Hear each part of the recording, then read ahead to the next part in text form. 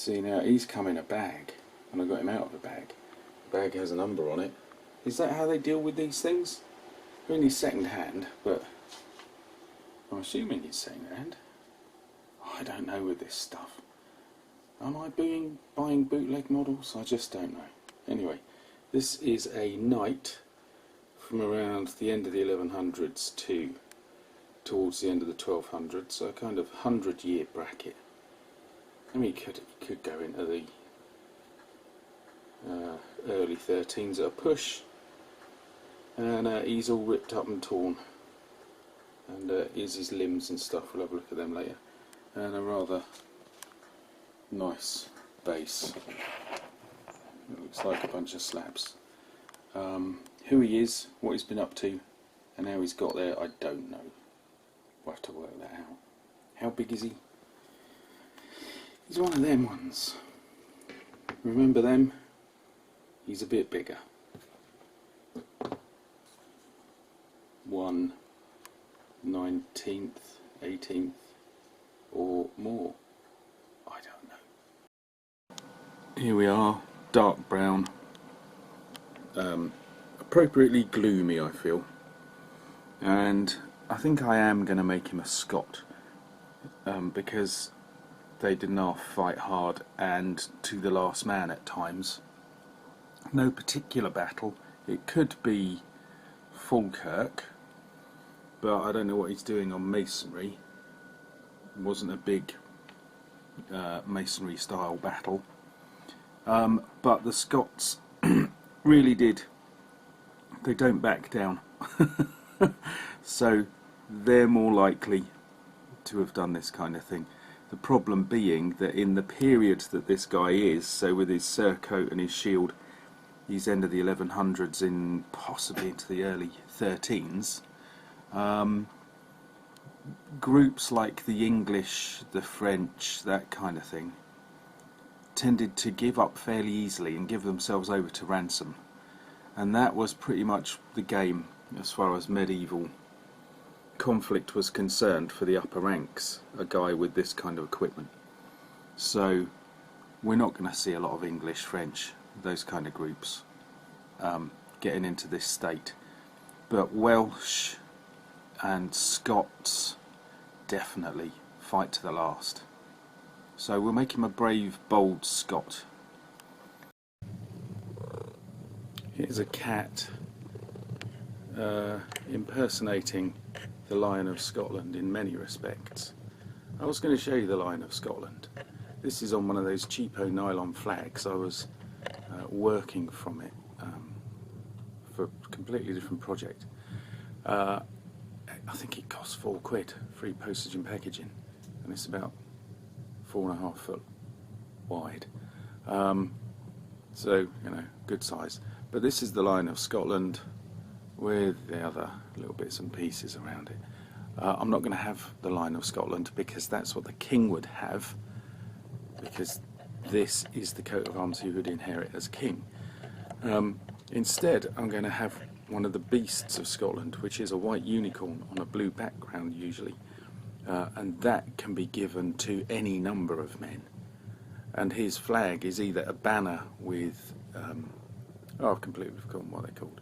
But anyway, it's a banner, and if he goes up a rank, you cut the points off because it has sort of pointed ends.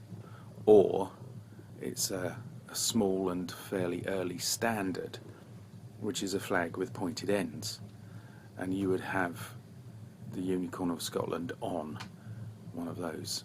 So this is what he's going to have. It says he's a royal man. In other words, he's part of the royal entourage, part of the royal retinue, and he's flying this very important flag, which would be of great honour for him to bear and to defend. And she's gone now. Marvellous. There are lots of images of unicorns out there, but they're usually from the wrong period. And that, yes, Kitty, and that is obviously as important as anything else. So these two dinky little things give us a good idea, particularly the one on the left. They give us a good idea of how the medieval world saw unicorns. And judging by the helmets and the crests and the size and shape of the shields, these are from early to middle 1200s, possibly even a bit later. So that's the kind of thing we need to go for. There's another one that I'm looking at as well, which has a bit more detail. It's a larger image. So I'll show that one in a bit. Anyway, how's the fella getting on? He's getting on all right. We've got bright, cool,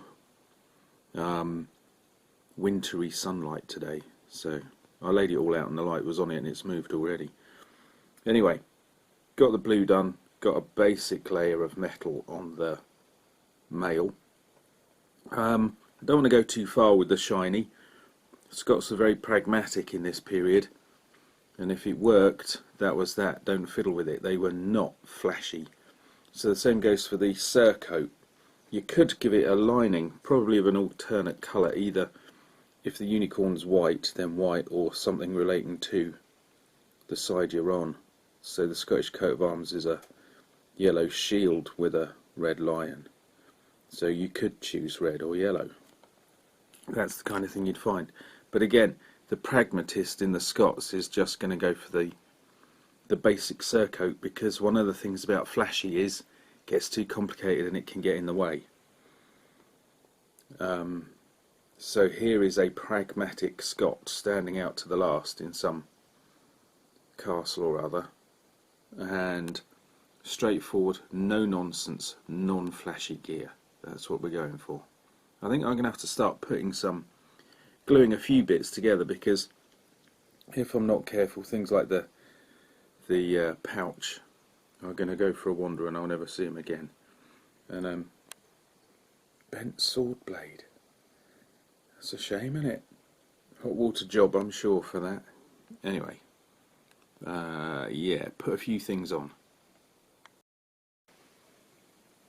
There we are with surcoat pieces on. They're going to have to go on first, really, because everything else goes over the top. What's very interesting is I've just pushed them on. There's no glue. A little bit gappy. So with a bit of glue, that will sort itself out. Although I think along here is where the sword scabbard's going to go. So it might need a bit of a recess. So there he is. I think before I put other bits on, I'll have to blend in the blue, because there's slightly different shades in the wrong places. So gradually getting there. Bunch of bits all gone on nicely. What's interesting about the arm with the shield is there is a peg and a hole, but they're not very definite. So you can have that. Oh, hello, it's the phone. You can have that arm in sort of a small variety of positions. I'll answer the phone. Right, it's time to get the new paintbrush out, although it might be a bit big, so I've got some other ones ready. Because I'm going to have a go at the unicorn. On the shield first. The flag's going to be murder. That's the basics of our unicorn. I have to put a little bit of detail, I suppose, in, and then I'll largely leave him, and right at the end put a bit of weathering damage over the top. Didn't know I could paint horses, did ya? Nope, nor did I. Now I've got a copy of this in a book somewhere, and I've been looking everywhere, I can't find it. It's a unicorn, and it's from about the right period. It has a hint of 1100s about it, perhaps mid to late 1100s. Looks a little bit Matthew Paris-esque, and I'm just going to get some of the sort of contours off this. Not too many, but just a little bit of that bluey grey quality, just a few curve lines. What's interesting is, I know it's not a horse, it's a unicorn, but it's got toes, not hooves. How about that? Right, that's me little unicorn. I think I've shown this already, haven't I? Anyway, the light's a bit better. The flag I'm doing in a slightly different, more Celtic style. So that has got a lot more detail to go. I'll show you that shortly. Now it's time to stick an arm and a head on, and possibly a dagger. So we're nearly there. So quite a lot of weathering done now, and I don't know what else. So we'll work that out as we go along. Bit patchy on the flag, might have to add another little layer of colour on that. Just a bit iffy. Probably a tiny bit better on that side. And what else? Well, he's largely done, I think. Our brave and bold Scotsman. So I think, yeah, a bit more weathering on the flag, or tidy up the weathering on the flag, glue his hand on, and then I've got to sort out the base. Never mind, fuck yourselves up. These came today. Aren't they fun? So the last thing I've got to do is the sword, which I've done as a dull, slightly metallic grey at the moment, and I don't want to silver it up too much. Also, it's slightly warped. I'm not going to tamper with it though, because it's so thin, anything could happen. But anyway, it's a dull metallic, silvery, not even silvery, just grey, which I quite like. We'll need a little bit of shining up here and there, and I'm tempted, but I'm not going to, put notches in the blade where he's been fighting. Just to give you an example, here's one of my little swords which has had a lot of fighting. Let's just get the whole hilt. And it's a little later than this figure, probably 14 and 1500s. That is, it's not actually from the 14 or 1500s, it's repro. It was made probably about the 1990s, and it certainly isn't worth much now, I can tell you. But anyway, it gives us an idea of metal finish and damage that can be sustained. But as you come down, look at all the chips and dents, particularly towards the tip, but not actually at the tip. So it starts to smarten up again as you come down to the far end. And it's not highly polished. And I quite like that in Sword, Blades and Armour. It says we're not flash Harrys, we're hard at work. And this guy certainly has been hard at work. So it's not going to be a shining, flashing blade. Instead, it's going to be dull. Just a quick note on flags, particularly in the Middle Ages that is. The ones with the double pointed tail, often called swallow-tailed, on a rectangular flag, like this one, not square, oops, but a horizontally rectangular flag with two pointed tails, are called standards. They were particularly popular in England, but can be found all over the show, and you can see them in medieval illuminations from manuscripts and in carvings. They're very misunderstood, so a very brief note on it. Back in the 80s, in the very early days of publicly available laser copying, I made sheets of flags for wargamers and model makers like these. These are all misprints. They've either come out completely wrong or the wrong size or whatever, because it was a tricky business in those days. So I kept them because they are usable. Some, not all. Look, there's an example. Top's come off, or hasn't been printed, rather. And these flags, standards, such as this one, the Duke of York from the end of the 1300s, who died at the Battle of Agincourt, these are really complex things. You start with a banner That's the coat of arms of the Duke of York at that time. I wanted to get texture on the surface as if it's made of fabric and stuff like that, it's worth saying.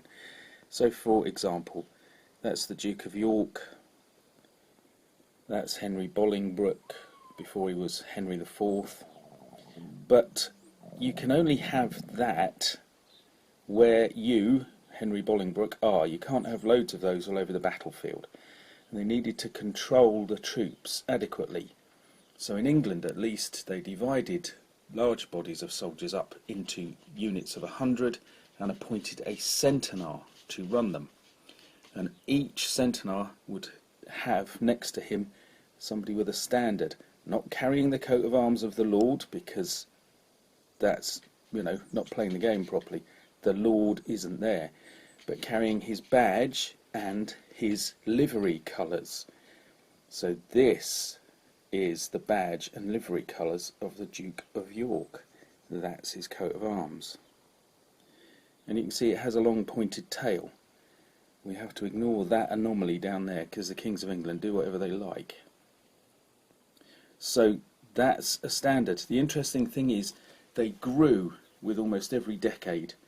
So if the Duke of York's got a standard that big, then perhaps the Duke of Lancaster wants one a little bit bigger.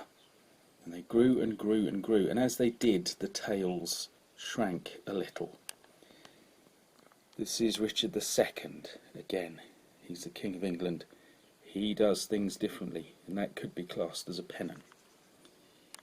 Here's Harry Hotspur, heir to the House of Percy and the earldom and later dukedom of Northumbria. Yet that family's standards at the time looked like this, with the blue Percy lion but on a red and black background, and they had an interesting thing about having crescent moons.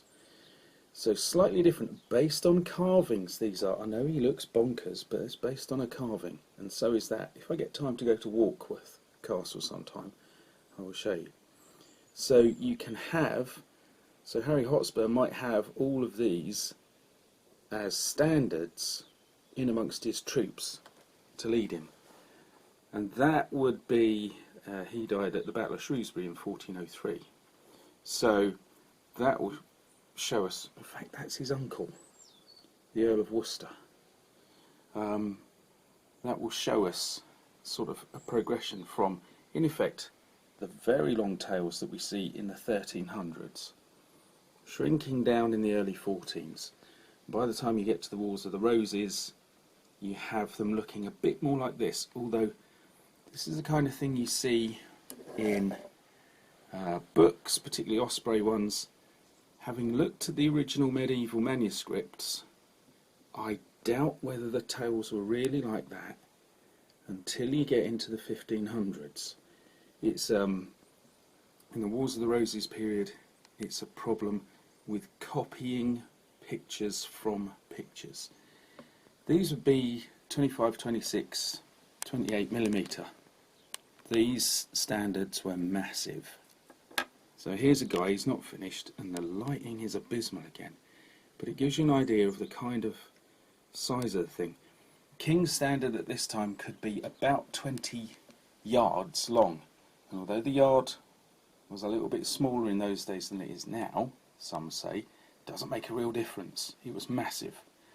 At the Battle of Towton in 1461, Edward IV, when he won the battle against the Lancastrians, awarded his standard bearer £20 a year for the rest of his life. Now in 1461 that would be getting close to £1 million or more. It shows how valuable this kind of thing is. And here's some French standards. That would be about 15mm. I haven't got a 15mm man, but 15mm figure, so you can see that he's wrong for that. But these would be for 15mm. Sorry, 25, 26mm. Again, rooted in illuminations and illustrations. That's Louis the Spider King at the same time of the Wars of the Roses, with St. Michael slaying the dragon. So These are used to guide and control troops on the battlefield. They cannot have your coat of arms. And then I shrank some down and went down to about 6mm.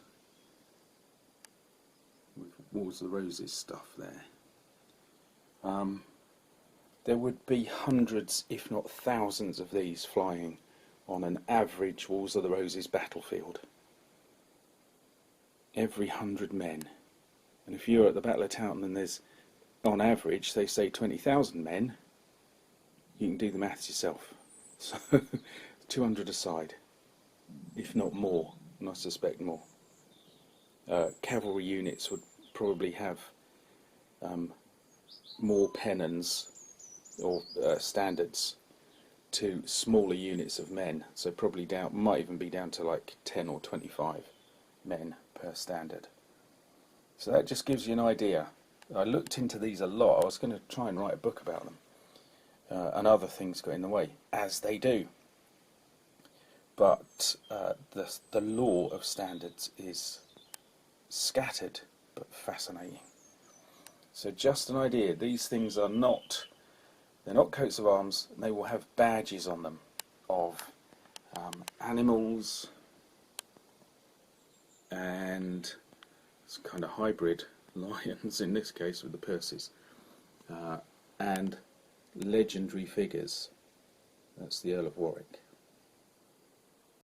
And while I've been rambling on, I've actually finished the figure off, and in the end I succumbed and I took the sword blade off and I put it in warm water and straightened it out.